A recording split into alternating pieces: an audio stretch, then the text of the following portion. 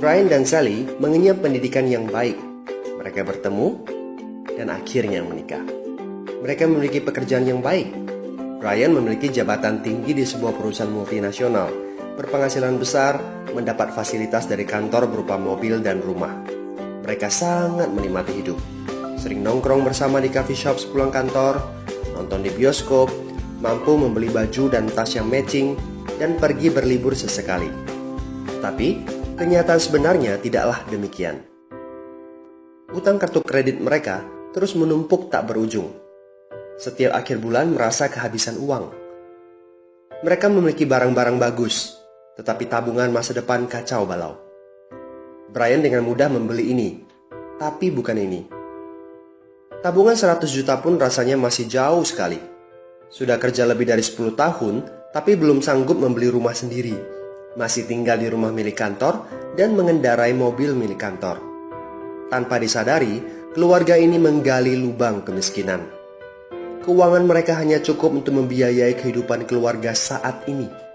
Mereka harus terus bekerja untuk menghasilkan uang.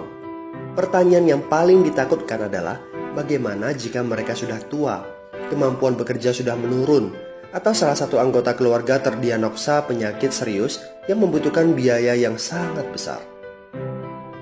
Apakah kehidupan Brian dan Sally mencerminkan kehidupan Anda? Apakah saat ini Anda memiliki penghasilan tetapi sebelum akhir bulan sudah merasa kehabisan uang? Memiliki hutang berkepanjangan yang tidak ada habisnya? Memiliki barang-barang bagus tetapi khawatir karena tidak punya tabungan? Memiliki hidup yang berkecukupan tetapi khawatir tidak mampu menyekolahkan anak-anak dengan baik? Memiliki rumah tinggal tetapi berkemungkinan besar harus menjual rumah bagus ini karena tidak punya dana pensiun? Jika Anda menjawab ya pada salah satu saja pertanyaan tadi, saatnya untuk memperbaiki diri. Mau jadi seperti apa kita ini kalau ternyata kita sebetulnya hanya gaya dari luar saja? Mau hidup kropos seperti ini sampai kapan? Aha, mari kita mulai menabung. Nah, apakah menabung saja cukup? Berapa banyak yang bisa Anda sisihkan untuk ditabung setiap bulan? Mari kita ambil contoh. Anda berencana untuk memiliki rumah dan mobil. Katakanlah harga rumah 600 juta dan harga mobil 200 juta. Jika Anda mampu menabung 5 juta per bulan, Anda membutuhkan 13 tahun untuk mendapatkan angka 800 juta. Masalahnya, inflasi membuat harga rumah dan mobil melambung tinggi. 800 juta akan menjadi 2,7 miliar 13 tahun kemudian. Jika kita asumsikan rata-rata kenaikan barang 10% per tahun. Ini masih soal impian untuk membeli rumah dan mobil. Padahal, masih banyak kebutuhan lain yang perlu dipersiapkan jika ingin hidup lebih baik. Bagaimana dengan persiapan dana hari tua? Agar di saat tua dan tidak sanggup bekerja lagi, Anda punya tabungan yang cukup untuk kebutuhan sehari-hari. Asuransi untuk keluarga?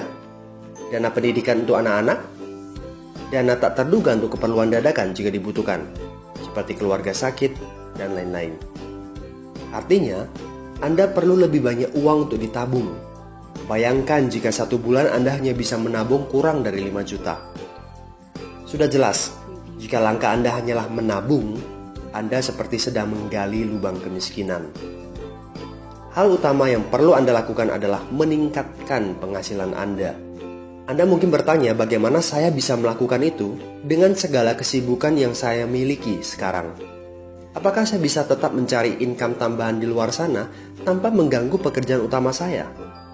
Seandainya bisa, apa yang bisa saya kerjakan saat ini? Nah, langkah pertama yang perlu Anda lakukan saat ini adalah menghubungi teman yang menunjukkan video ini kepada Anda. Dia punya akses untuk jawaban dari pertanyaan Anda. Informasi. Itu yang Anda butuhkan saat ini. Terbukalah, seperti parasut, pikiran hanya dapat bekerja saat terbuka. So, segera hubungi teman Anda dan dapatkan video informasi berikutnya.